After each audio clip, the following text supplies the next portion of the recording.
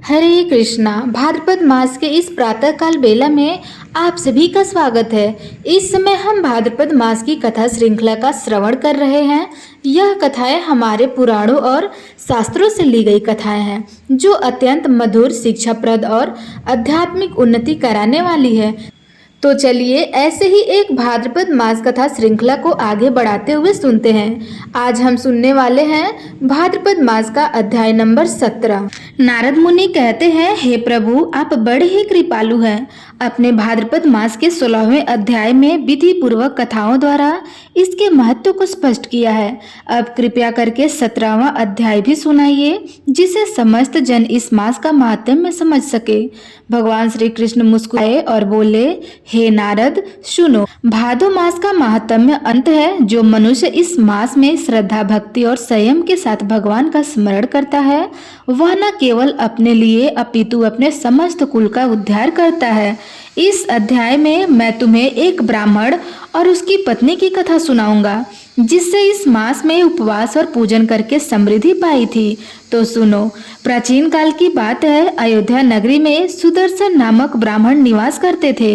वह विद्वान, शीलवान और अत्यंत धर्मनिष्ठ थे, किंतु उसके जीवन में एक ही अभाव था, वो था धन का अभाव।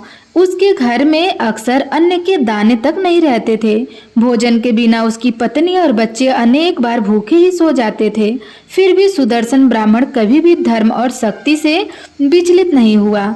एक दिन उसकी पत्नी ने दुखी होकर कहा, हे नाथ, मैं जानती हूँ आप धर्म प्रिय हैं, लेकिन भूख और दरिद्रता ने हमें घेर रखा है।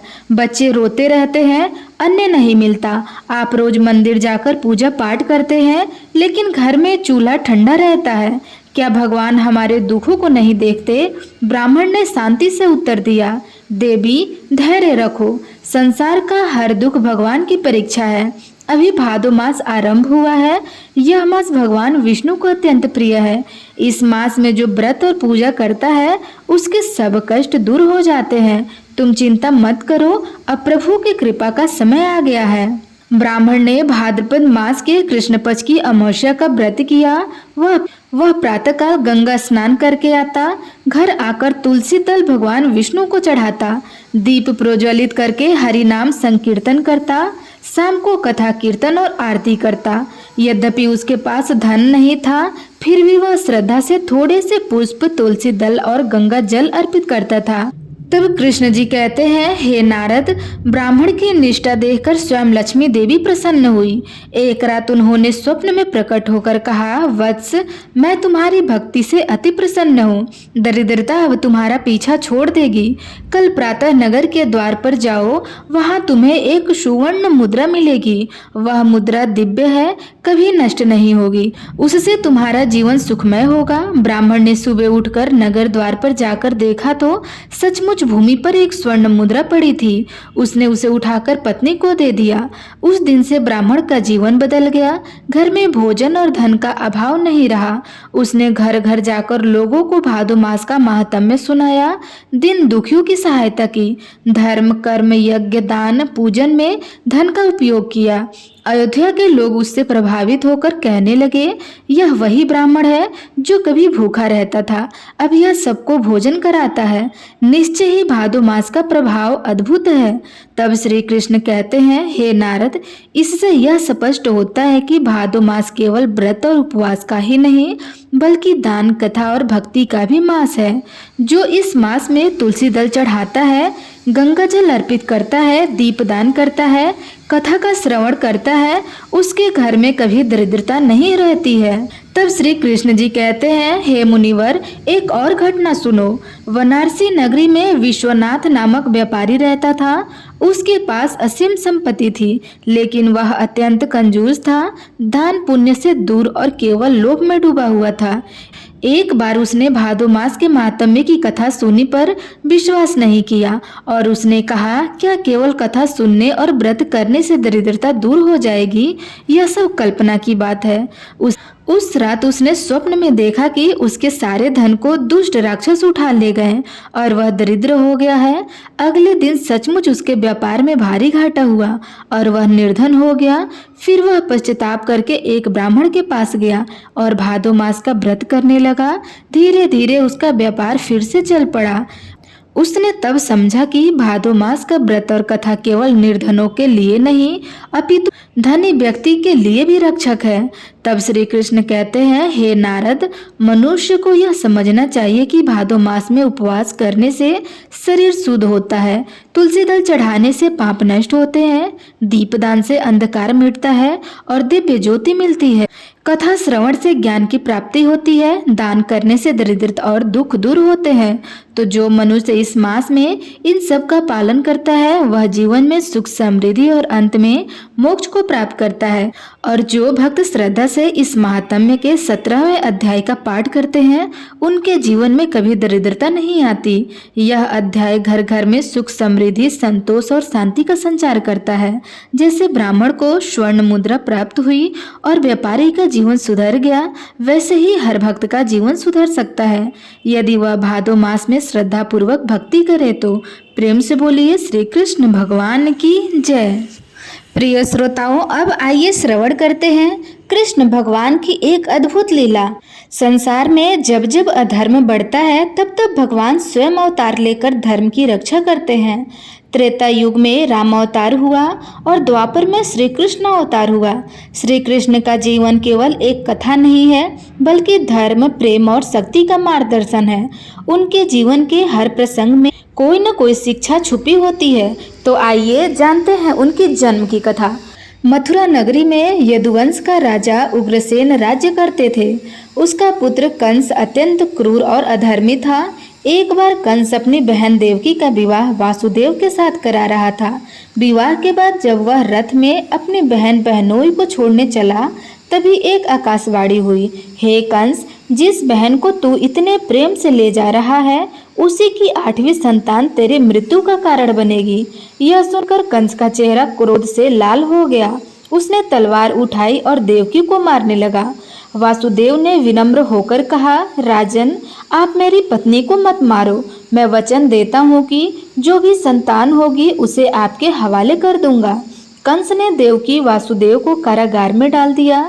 देवकी की 6 संतानों को कंस ने निर्दय पूर्वक मार डाला और 7वीं संतान बलराम थी। योग माया ने गोकुल में रोहिणी के गर्भ में पहुंचा दिया और 8वीं संतान के समय पूरी कारागार में दिव्य प्रकाश फैल गया।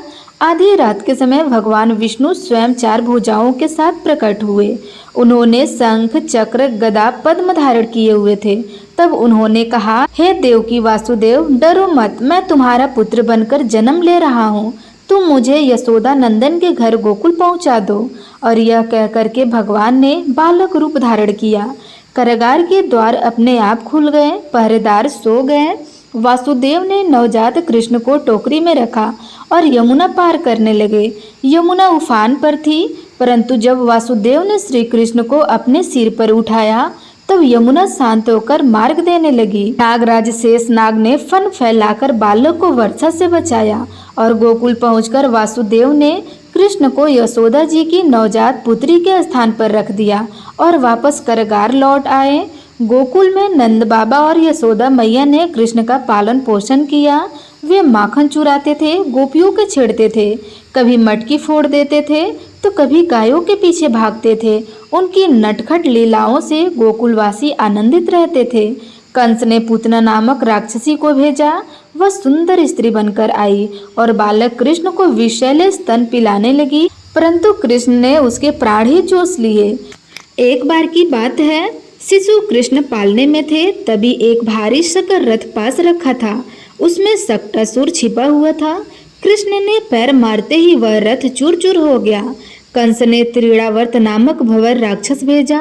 वह आंधी बनकर कृष्ण को उठा ले गया, किंतु बालक कृष्ण ने उसका गला पकड़कर उसका वध कर दिया। एक बार ब्रजवासी इंद्रदेव की पूजा कर रहे थे, तब कृष्ण ने कहा, गोपो, हमें इंद्र की पूजा क्यों करनी चाहिए? हम गायों का पालन करते हैं, वर्षा से हमें उतना लाभ नहीं होता। जितना गोवर्धन पर्वत से मिलता है। अतः हमें गोवर्धन की पूजा करनी चाहिए। ब्रजवासियों ने गोवर्धन पूजा किया, इससे इंद्र क्रोधित हो गए। उन्होंने मूसलाधार वर्षा बरसाई। कृष्ण ने अपनी छोटी उंगली पर गोवर्धन पर्वत को उठा लिया और 7 दिन तक ब्रजवासी की रक्षा की। तब इंद्रदेव ने आकर क्षमा मांगी और कृष्ण को गोविंद नाम दिया। यमुना नदी में कालिया नाग का विष फैला था। लोग डर के मारे यमुना में नहीं जाते थे। कृष्ण ने नदी में कूदकर नाग पर विजय प्राप्त की और उन्होंने उसके फन पर नृत्य किया और कालिया को भगाकर यमुना को स्वच्छ कर दिया। एक बार की बात है, कृष्ण का सबसे मधुर प्रसंग है रासलीला। पूर्णिमा की रात वृंदावन में गूंज उठी मुरली की तान। तब गोपियां सब कुछ छोड़ छाड़ करके कृष्ण के पास चली आई। कृष्ण ने हर गोपी के साथ एक रूप बनाकर रास रचाया। यह केवल नृत्य नहीं था, बल्कि आत्मा और परमात्मा का मिलन था। गोपियों का प्रेम सांसारिक नहीं था, वह परम भक्ति का प्रतीक था। कंस ने कृष्ण को मारने के लिए अनेक राक्षस भेजे, पर सभी मारे गए। अंत में कृष्ण और बलराम मथुरा गए। कृष्ण ने धनुष यज्ञ में कंस के दृष्ट योद्धाओं का वध कर दिया, अखाड़ों में मल्लों को पराजित किया। अंत में कंस को पकड़कर भूमि पर पटक दिया और उसका वध भी कर दिया। इस प्रकार मथुरा नगरी को अत्याचार से मुक्ति मिली। मथुरा का लगातार शिशुपाल और जरासंध आक्रमण करते रहते थे। तब श्री कृष्ण ने समुद्र तट पर द्वारिका नगरी बसाई और वे वहीं राज्य चलाने लगे। श्री कृष्ण का सबसे महान योगदान है महाभारत युद्ध। उन्होंने अर्जुन को सारथी बनाकर गीता का उपदेश दिया। गीता में उन्होंने कहा, मनुष्य को केवल कर्म करने का अधिकार है, फल की चिंता नहीं करनी चाहिए। उन्होंने धर्म की स्थापना के लिए पांडवों का भी साथ दिया। अंततः कुरुक्षेत्र युद्ध में कौरव नष्ट हुए और धर्म की विजयी हुई। युद्ध के बाद यदुवंशियों में कलह हुआ। कृष्ण जानते थे कि अब उनका अवतार समाप्ति की ओर है। प्रभास क्षेत्र में एक शिकारी ने उन्हें जंघा में वार मारा। तब श्री कृष्ण ने गौबल से देह त्याग दी और परम धाम को लौट गए।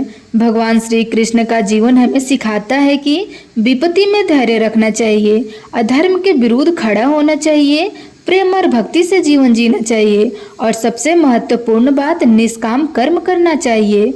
श्री कृष्ण की कथा केवल एक कहानी नहीं है, बल्कि जीवन जीने की एक कला भी है। तो प्रिय श्रोताओं, यह रहे श्री कृष्ण भगवान का अद्भुत जीवन चरित्र।